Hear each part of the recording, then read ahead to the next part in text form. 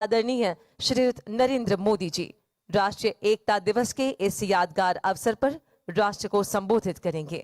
माननीय प्रधानमंत्री जी से सहृदय निवेदन है वे अपने संबोधन से हम सभी को अनुग्रहित करें।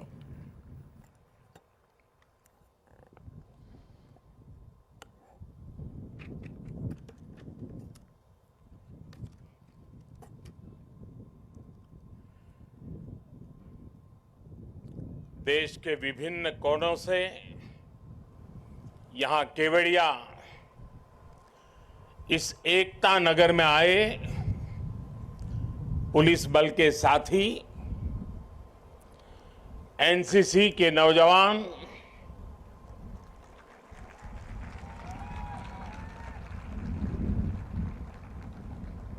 कला से जुड़े हुए सारे आर्टिस्ट, देश के विभिन्न हिस्सों में एकता दौड़ रन फॉर यूनिटी में शामिल हो रहे नागरिक भाई बहन, देश के सभी स्कूलों के छात्र छात्राएं, अन्य महानुभाव और सभी देशवासियों, मैं एकता नगर में हूं पर मेरा मन मोरबी के पीड़ितों से जुड़ा हुआ है।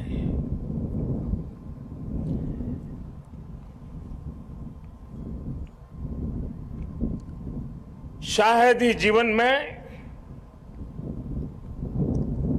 बहुत कम ऐसी पीड़ा मैंने अनुभव की होगी।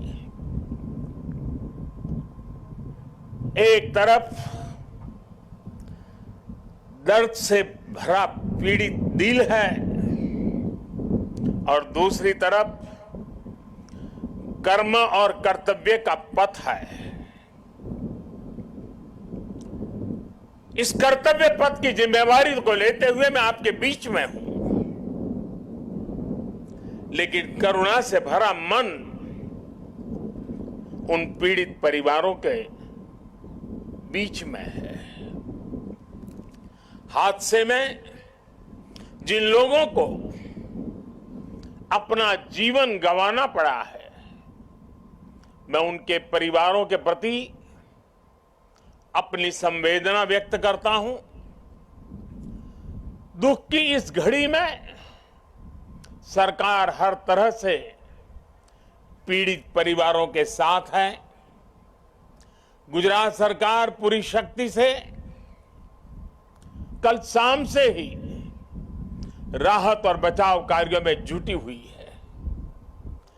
केंद्र सरकार की तरफ से भी राज्य सरकार को पूरी मदद दी जा रही है।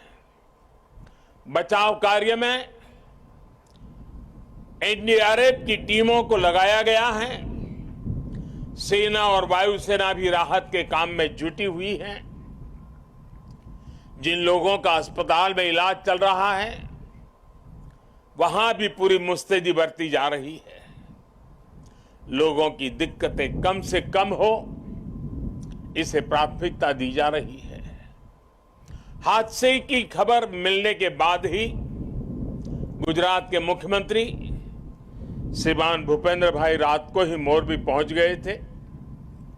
कल से ही वो राहत और बचाव के कार्यों की कमान संभाले हुए हैं। राज्य सरकार की तरफ से इस हादसे की जांच के लिए एक कमेटी भी बना दी गई है। मैं देश के लोगों को आश्वस्त करता हूं कि राहत और बचाव के कार्यों में कोई कमी नहीं आने दी जाएगी। आज राष्ट्रीय एकता दिवस का यह अवसर भी हमें एकजुट होकर इस मुश्किल घड़ी का सामना करने, कर्तव्य पथ पर बने रहने की प्रेरणा दे रहा है।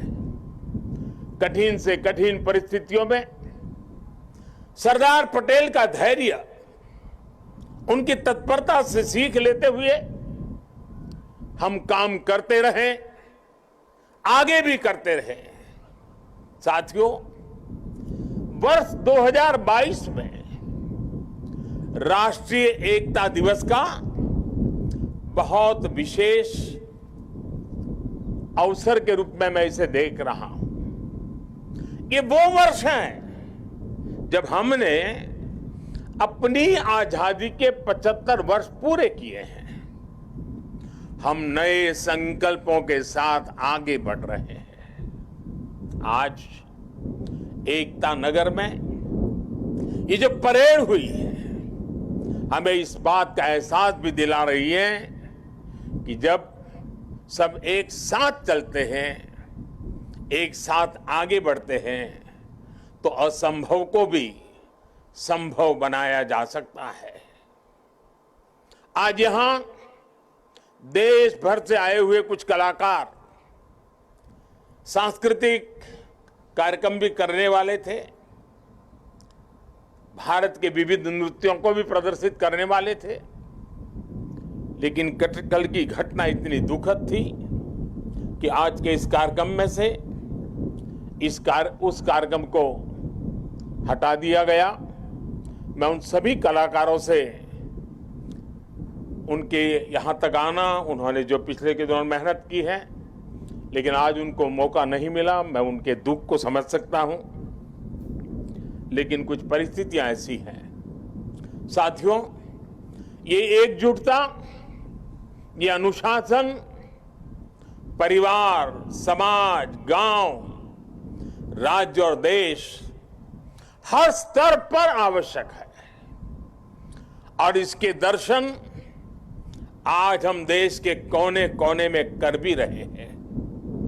आज देश भर में 75,000 एकता दौड़, रन फॉर यूनिटी हो रही है। लाखों लोग जुड़ रहे हैं। देश का जन जन लौह पुरुष सरदार वल्लभ भाई पटेल की संकल्प शक्ति से प्रेरणा ले रहा है।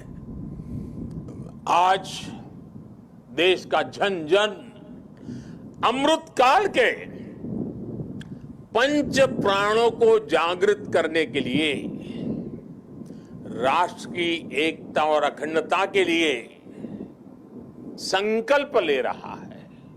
साथियों, राष्ट्रीय एकता दिवस ये अवसर केवड़िया एकता नगर की ये धरती और स्टैच्यू ऑफ यूनिटी हमें निरंतर ये एहसास दिलाते हैं कि आजादी के समय अगर भारत के पास सरदार पटेल जैसा नेतृत्व न होता तो क्या होता? क्या होता अगर 550 से ज्यादा रियासतें एकजुट नहीं हुई होती? क्या होता अगर हमारे ज्यादातर राजे रजवाड़े त्याग की पराकाष्ठा न दिखाते, मां भारती में आस्था न दिखाते? आज हम जैसा भारत देख रहे हैं हम उसकी कल्पना भी नहीं कर सकते थे। एक कठिन कार्य, ये असंभव कार्य सिर्फ और सिर्फ सरदार पटेल ने ही सिद्ध किया। साथियों, सरदार साहब की जन्म जयंती और राष्ट्रीय एकता दिवस ये हमारे लिए केवल तारीख भर नहीं है, ये भारत के सांस्कृतिक सामर्थ्य का एक महापर्व भी है। भारत के लिए एकता कभी भी विवशता नहीं रही है। भारत के लिए एकता सदा सर्वदा विशेषता रही है। एकता हमारी विशिष्टता रही है। एकता की भावना भारत के मानस में, हमारे अंतर्मन में कितनी रची बसी है, हमें अपनी इस खूबी का अक्सर एहसास नहीं होता है। कभी कभी ओझल हो जाती है, लेकिन आप देखिए जब भी देश पर कोई प्राकृतिक आपदा आती है तो पूरा देश एक साथ खड़ा हो जाता है। आपदा उत्तर में हो या दक्षिण में, पूरब में हो या पश्चिमी हिस्से में, ये मायने नहीं रखती है।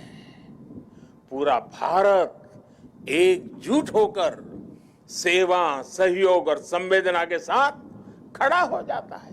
कल ही देख लीजिए ना, मोरबी में हादसा हुआ, उसके बाद हर एक देशवासी हादसे का शिकार हुए लोगों की सुरक्षा के लिए प्रार्थना कर रहा है। स्थानीय लोग हादसे की जगह पर अस्पतालों में हर संभव मदद के लिए खुद आगे आ रहे हैं। यही तो एकजुटता की ताकत है। कोरोना का इतना बड़ा उदाहरण भी हमारे सामने है। काली थाली की भावनात्मक एकजुटता से लेकर राशन, दवाई और वैक्सीन के सहयोग तक देश एक परिवार की तरह आगे बढ़ा। सीमा पर या सीमा के पार जब भारत की सेना शौर्य दिखाती है तो पूरे देश में एक जैसे जज्बात होते हैं, एक जैसा जज्बा होता है। जब ओलंपिक्स में भारत के युवा तिरंगे की शान बढ़ाते हैं तो पूरे देश में एक जैसा जश्न मनता है।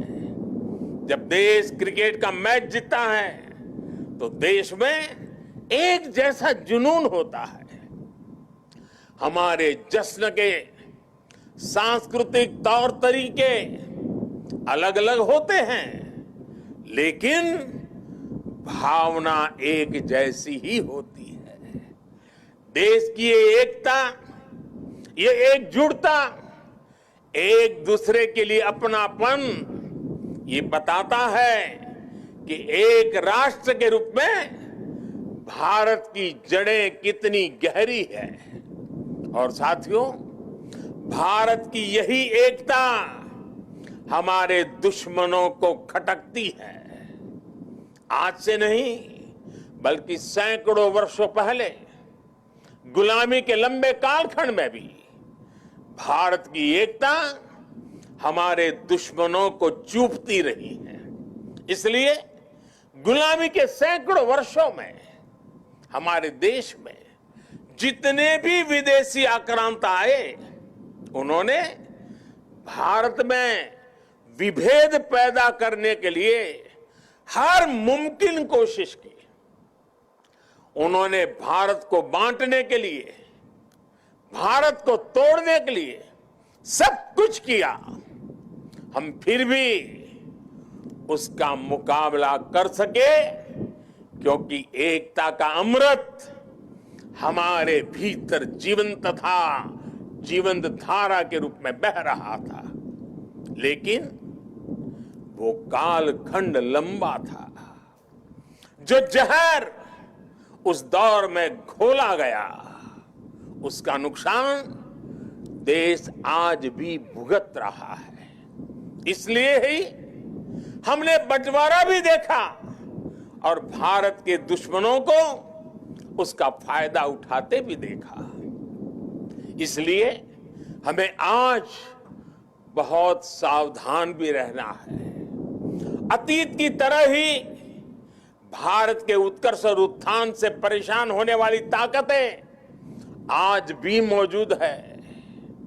वो आज भी हमें तोड़ने की, हमें बांटने की हर कोशिश करती है। हमें जातियों के नाम पर लड़ाने के लिए तरह तरह के नैरेटिव गढ़े जाते हैं। प्रांतों के नाम पर हमें बांटने की कोशिश होती है। कभी एक भारतीय भाषा को दूसरी भारतीय भाषा का दुश्मन बनाने के लिए कैंपेन चलाए जाते हैं। इतिहास को भी इस तरह पेश किया जाता है ताकि देश के लोग जुड़े नहीं बल्कि एक दूसरे से दूर हो। और भाइयों बहनों, इसे एक और बात हमारे लिए ध्यान रखनी आवश्यक है। ये जरूरी नहीं है कि देश को कमजोर करने वाली ताकत हमेशा हमारे खुले दुश्मन के रूप में ही आए। कई बार ये ताकत गुलामी की मानसिकता के रूप में हमारे भीतर घर कर जाती है। कई बार ये ताकत हमारे व्यक्तिगत स्वार्थों के जरिए सेंधमारी करती है। कई बार ये तुष्टीकरण के रूप में, कभी परिवारवाद के रूप में, कभी लालच और भ्रष्टाचार के रूप में दरवाजे तक दस्तक दे देती है, जो देश को बांटती और कमजोर करती है। लेकिन हमें उन्हें जवाब देना होगा। हमें जवाब देना होगा भारत मां के एक संतान के रूप में। हमें जवाब देना होगा एक हिंदुस्तानी के रूप में। हमें एकजुट रहना होगा, एक साथ रहना होगा। विभेद के जहर का जवाब हमें एकता के इसी अमृत से देना है। यही नए भारत की ताकत है। साथियों, आज राष्ट्रीय एकता दिवस पर मैं सरदार साहब द्वारा हमें सौंपे दायित्व को फिर दोहराना चाहता हूं। उन्होंने हमें ये जिम्मेदारी भी दी थी कि हम देश की एकता को मजबूत करें, एक राष्ट्र के तौर पर देश को मजबूत करें। ये एकता तब मजबूत होगी जब हर नागरिक एक जैसे कर्तव्य बोध से ये जिम्मेदारी संभालेगा। आज देश इसी कर्तव्य बोध से सबका साथ, सबका विकास, सबका विश्वास और सबका प्रयास, इस मंत्र को लेकर विकास के मार्ग पर आगे बढ़ रहा है। आज देश में हर कोने में, हर गांव में, हर वर्ग के लिए और हर व्यक्ति के लिए बिना भेदभाव के एक जैसी नीतियां पहुंच रही है। आज अगर गुजरात के सूरत में सामान्य मानवी को मुफ्त वैक्सीन लग रही है, तो अरुणाचल के सियांग में भी उतनी ही आसानी से मुफ्त वैक्सीन उपलब्ध है। आज अगर एम्स गोरखपुर में है, तो बिलासपुर, दरभंगा और गुवाहाटी और राजकोट समेत देश के दूसरे शहरों में भी है। आज एक और तमिलनाडु में डिफेंस कॉरिडोर बन रहा है, तो उत्तर प्रदेश में भी डिफेंस कॉरिडोर का काम तेजी से आगे बढ़ रहा है।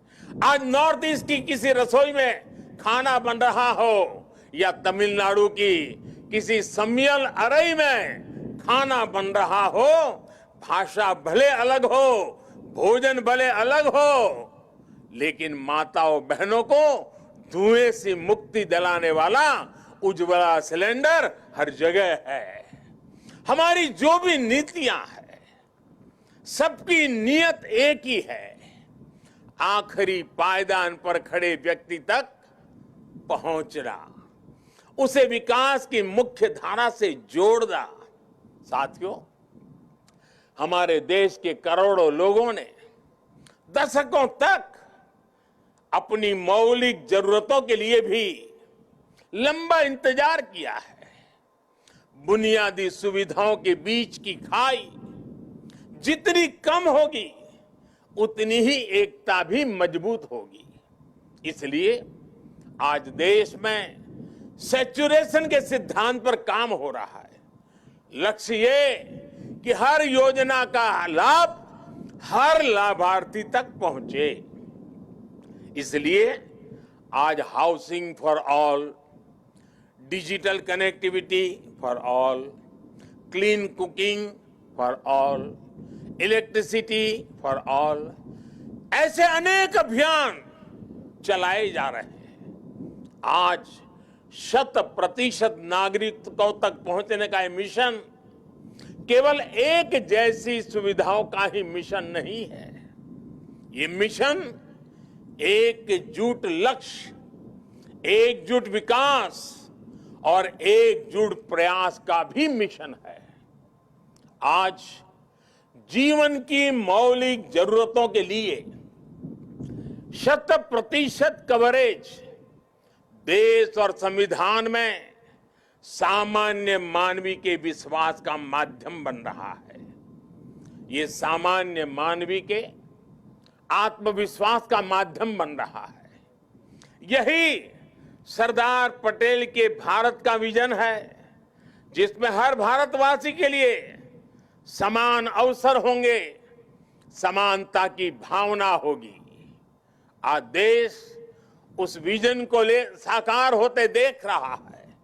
साथियों, बीते 8 वर्षों में देश ने हर उस समाज को प्राथमिकता दी है जिसे दशकों तक उपेक्षा का शिकार होना पड़ा था। इसलिए देश ने आदिवासी के गौरव को याद करने के लिए जनजातीय गौरव दिवस मनाने की परंपरा शुरू की। देश के कई राज्यों में आदिवासी स्वातंत्र संग्राम में उनकी भूमिका, उसको लेकर के म्यूजियम भी बनाए जा रहे हैं। कल मैं यहां मानगढ़ जाने वाला हूं, उसके बाद मैं जाबूगोड़ा भी जाऊंगा। मेरा देशवासियों से आग्रह है कि मानगढ़ धाम और जाबूगोड़ा के इतिहास को भी जरूर जानें। विदेशी आक्रांतों द्वारा किए गए कितने ही नरसंहारों का सामना करते हुए हमें आजादी मिली है।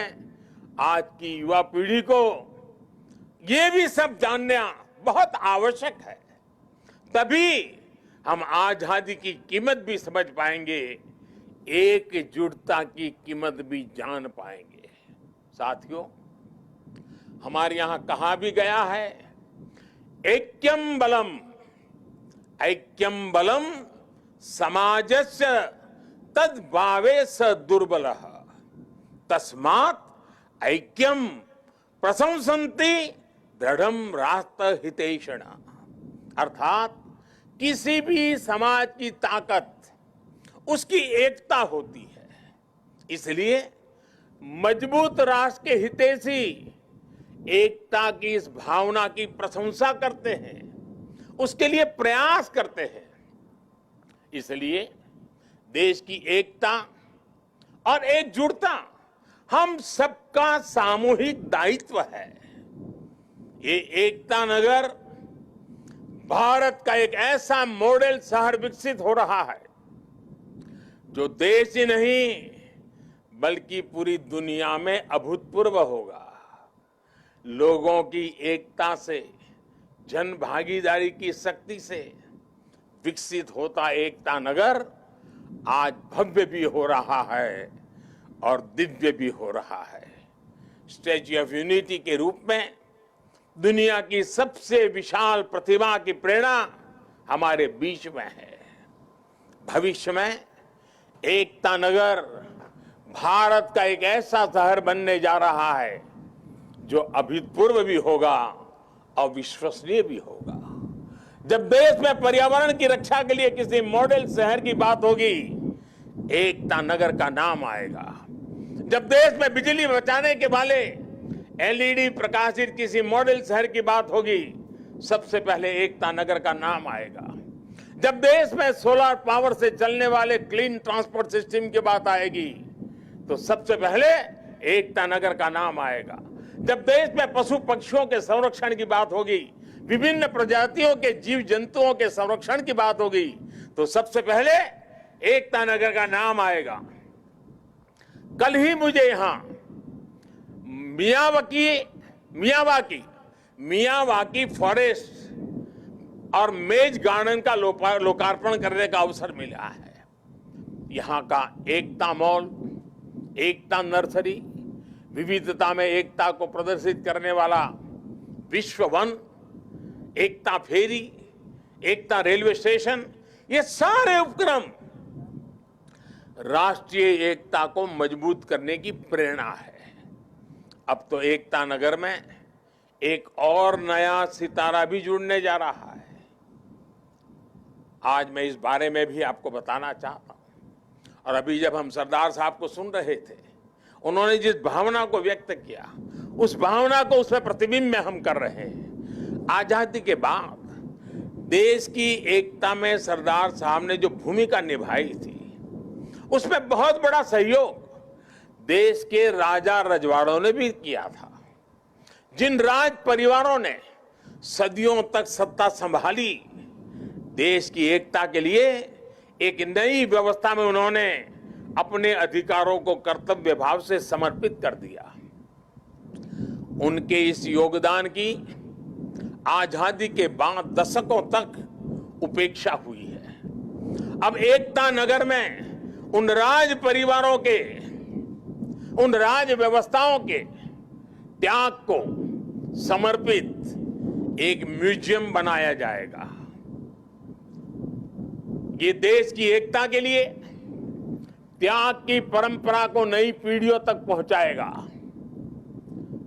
और मैं गुजरात सरकार का भी आभारी हूं कि उन्होंने इस दिशा में काफी ग्राउंड वर्क पूरा किया है। मुझे विश्वास है सरदार साहब की प्रेरणा राष्ट्रीय एकता को मजबूत करने के लिए निरंतर हम सबका मार्गदर्शन करेगी। हम सब मिलकर सशक्त भारत का सपना पूरा करेंगे। इसी विश्वास के साथ मैं आप सबसे आग्रह करूंगा, मैं जब कहूंगा सरदार पटेल, आप 2 बार बोलेंगे, अमर रहे, अमर रहे। सरदार पटेल, सरदार पटेल, सरदार पटेल। भारत माता की, भारत माता की, भारत माता की। बहुत बहुत धन्यवाद।